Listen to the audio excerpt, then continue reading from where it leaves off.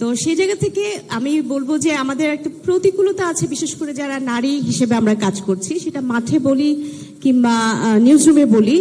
তো যদি আপনি ক্ষমতায় আসেন বা রাষ্ট্র পরিচালনার জায়গায় আসেন, গণমাধ্যমের স্বাধীনতার কথা আপনারা বলছেন এবং ইশতেহারেও এটি একটি বড় বিষয় হয়ে থাকবে বলে আমরা জানতে পেরেছি।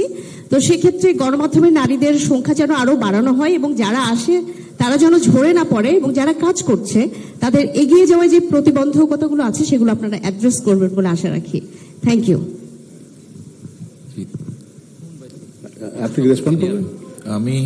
হ্যাঁ, আপনি যেটা বলছেন, আপনি নিশ্চয়ই একটা জিনিস খেয়াল করেছেন, আমরা এর মধ্যে বলেছি যেহেতু 22 তারিখ থেকে ফর্মালি শুরু হবে, তখন 22 তারিখ, বাট এর মধ্যে অলরেডি অনেকেই জানেন নারীরা হচ্ছেন আমাদের টোটাল পপুলেশনের অলমোস্ট 51% প্রবলি এখন, অর্থাৎ পুরুষদের থেকে বোধহয় নারীদের সংখ্যা একটু বেশি। এবং আমরা যে পরিকল্পনাগুলো করছি, সোজা কথায় খুব সংক্ষেপে যদি বলতে হয়, তাহলে এত বড় একটা অংশকে যদি আমরা অ্যাড্রেস না করি তাহলে কিন্তু এগোনো যাবে না।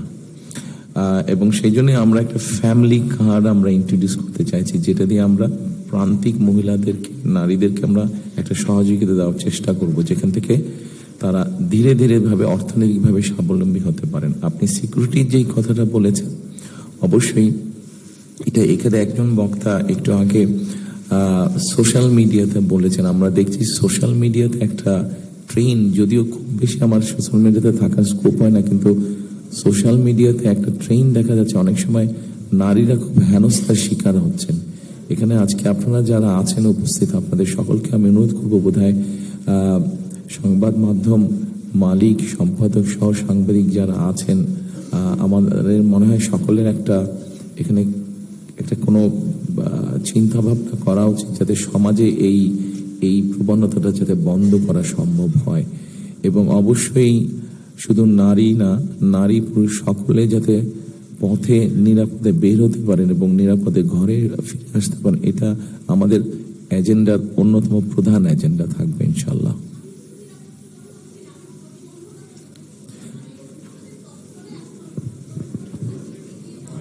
সেটাই আমি বললাম যে আমাদেরকে একসাথে জিনিসটাকে অনুধাবন করে আমাদের সকলকে পারস্পরিকভাবে সহযোগিতা করতে হবে, তাহলে নিশ্চয়ই আমরা এখান থেকে বেরিয়ে আসতে পারবো। ধন্যবাদ।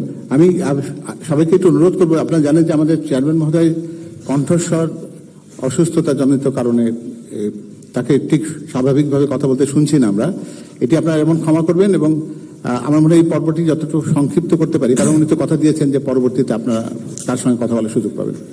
পরের জন। হ্যালো, হ্যাঁ প্লিজ। আমি রেজাউল করিম লাবলু, দৈনিক দেশ রূপান্তরের বিশেষ প্রতিনিধি। আপনি গতকালকে বিএনপির চেয়ারম্যান নির্বাচিত হয়েছেন, একেবারে তৃণমূল থেকে বগুড়া জেলা বিএনপির সদস্য থেকে দলের শীর্ষ পর্যায়ে আপনি এসেছেন, আসীন হয়েছেন, আপনাকে অভিনন্দন।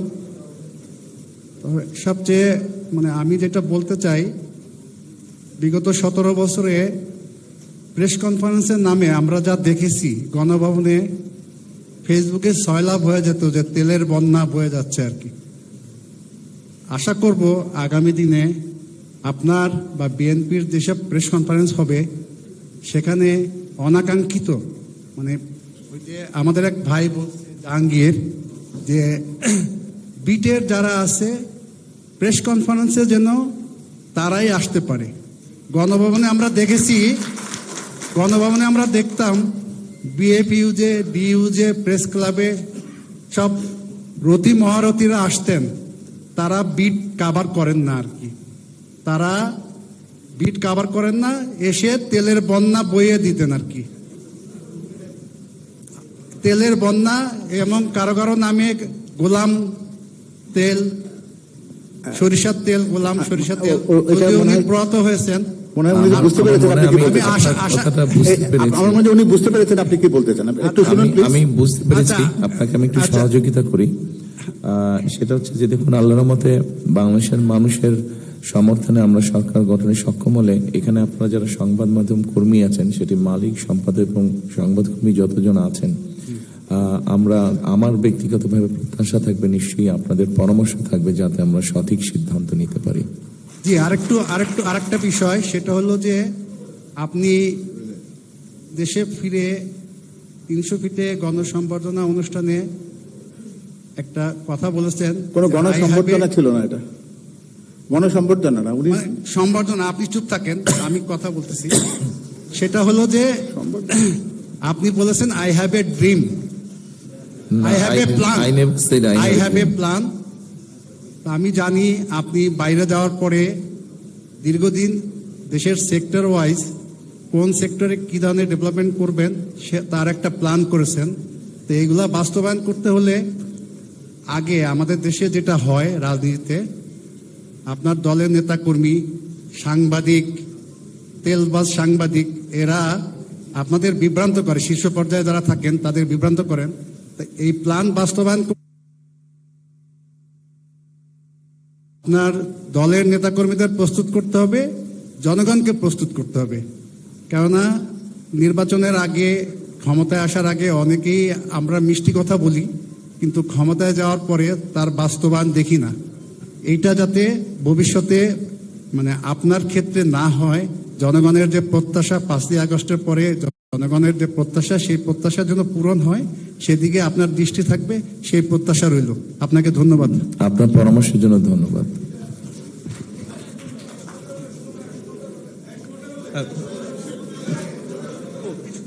আমি Suman Mahmud, BD news 24.com কাজ করি। আমার একটাই চাওয়া, সামনে নির্বাচনী প্রচার অভিযানে আপনি নামবেন। আমরা যারা মাঠ পর্যায়ে কাজ করি, রিপোর্টার এবং ক্যামেরাম্যান, তারা যাতে খুব কাছাকাছি থেকে আপনার সংবাদ সংগ্রহ করতে পারি, সেই জিনিসটা আপনি একটু নজরে দিবেন। কারণ আপনি একটা নিরাপত্তা বেষ্টনীর ভিতরে আছেন, সেই নিরাপত্তা বেষ্টনী ভিতরে থেকে আমরা যাতে আমাদের সংবাদটা সুন্দরভাবে কভার করতে পারি, সেই ব্যাপারে আপনার নজর চাই। ধন্যবাদ। ধন্যবাদ।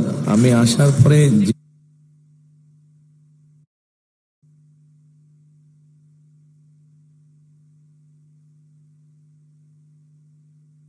রাখা সম্ভব হবে, তবে নিশ্চয়ই আপনার পরামর্শটি আমি অবশ্যই আমার যারা থাকবেন সাথে তাদেরকে আমি বিষয়টি বলবো।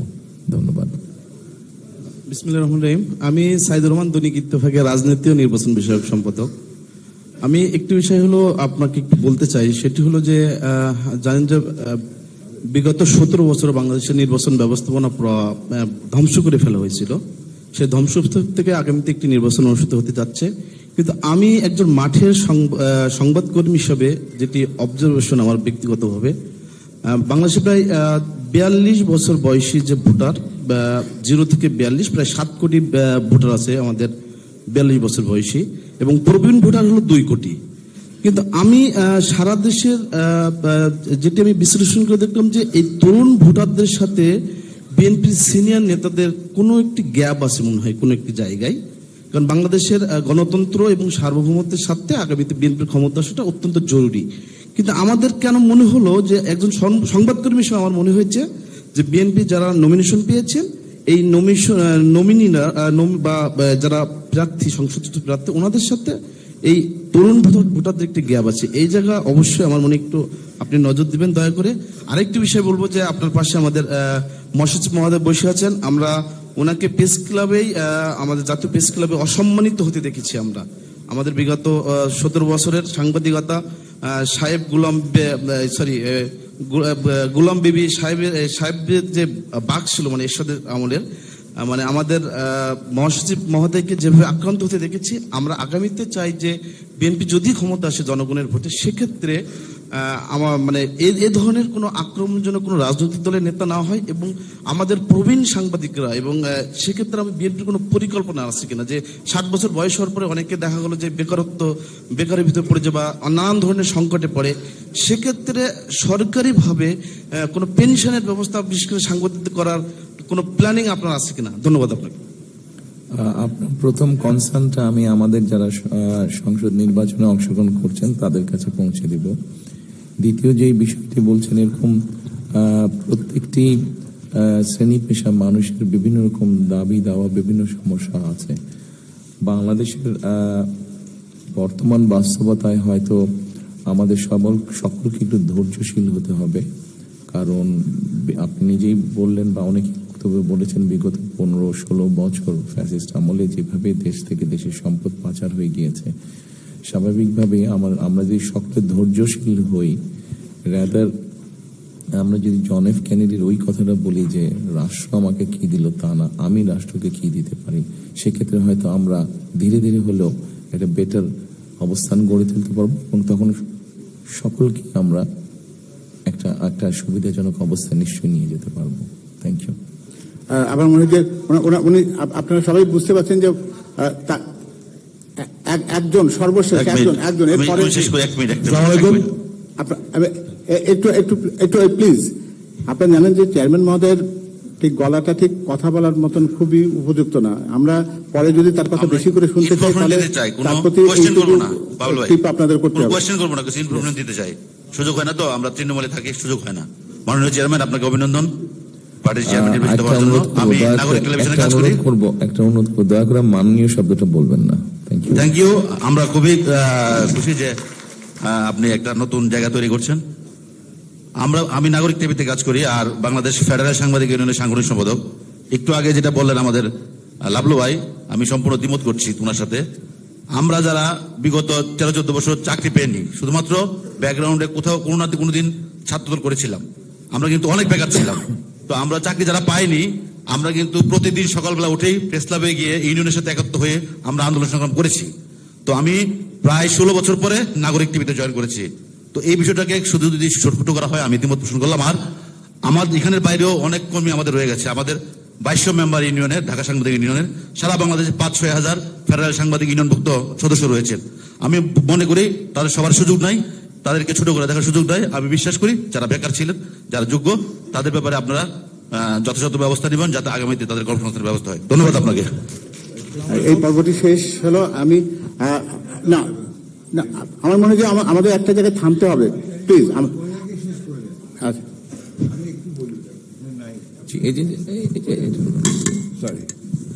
অত্যন্ত দুঃখিত যে আমরা সবাইকে সুযোগ দিতে পারছি না, কারণ আমাদের চেয়ারম্যান মহোদয়ের এর পরেই আরেকজন বিদেশির সঙ্গে একটা আপনার অ্যাপয়েন্টমেন্ট আছে। আমরা এটাই শেষ বক্তা হিসেবে নিতে যাচ্ছি। ধন্যবাদ। প্রথমেই আপনাকে অভিনন্দন, আপনি আমাদের বিএনপি চেয়ারম্যান নিযুক্ত হয়েছেন। আমি শাহনাজ বেগম পলি, আমি জাতীয় প্রেস ক্লাবের ম্যানেজিং কমিটির সদস্য। আমি দেশ রূপান্তরে কাজ করছি।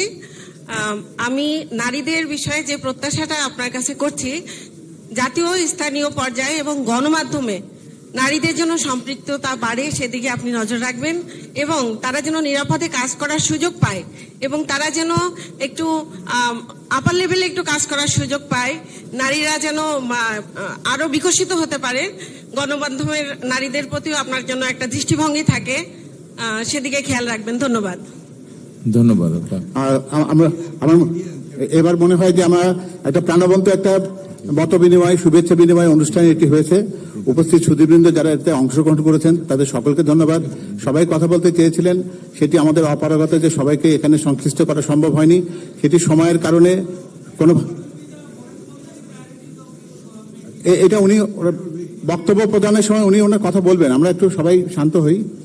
আর সবাইকে ধন্যবাদ জানাতে চাই, যারা পেছনে ক্যামেরায় যারা আছেন, যারা অনলাইনে যারা দেখছেন এবং সুধীবৃন্দ, সবাইকে ধন্যবাদ জানাই। এই পর্যায়ে বক্তব্য রাখার জন্য যাকে অনুরোধ করব